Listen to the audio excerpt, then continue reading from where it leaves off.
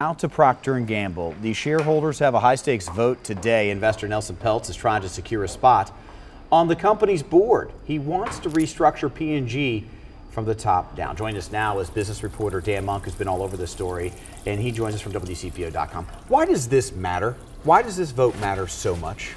10,000 employees and hundreds of millions in shareholder wealth. Those are two reasons, but here's one way to think about it. If you drive up Vine Street from the river, yes, start at the Riverfront Park, named for John Smale, a former P&G CEO. Then you get to Fountain Square and over the Rhine, where there's been hundreds of millions in new real estate investment in the last decade, led by 3CDC, which was started in part by Procter & Gamble.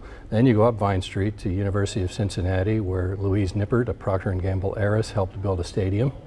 And then go a little bit east, where Christ Hospital was founded by the Elizabeth Gamble Deaconess Association. So, and then it goes on and on. Yeah, right. I mean, the impact is huge. But initially, when Peltz makes this announcement that this is the move he wants to make, he kind of indicated that he wanted to dismantle P&G and move parts of it away from Cincinnati. Is that still the case? That came from David Taylor. David Taylor said that about something Peltz told him.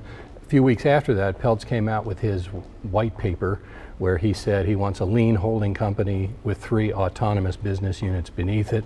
And I think what Taylor was relaying from Peltz was this plan that was later fleshed out.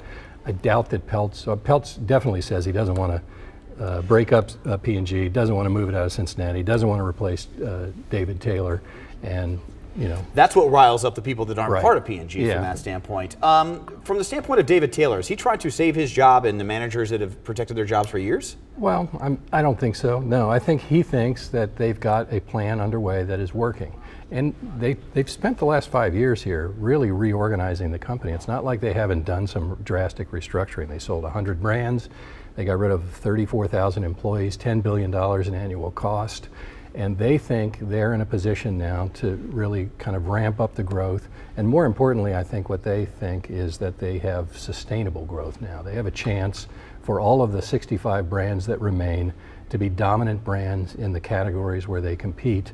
And P&G is a complicated company. 180 countries is where they compete. Billions of dollars. And yeah, it's not a simple fix kind of solution. I would ask you, this seems like it's an unusual move, but Peltz is trying to do the same thing to GE, is he not? Yeah, he's a $2 billion investor in GE, and he just yesterday gained a board seat. One of his partners is now on the board of GE, which is in the middle of a big cost-cutting effort, and they're cutting jobs at the banks. Dan Monk, it's always good to get your wisdom. Thanks for doing it. You can get up to date on this story on our website at WCPO.com. It's a story he's going to be covering today as well, so I'm sure you'll have much more to write about that.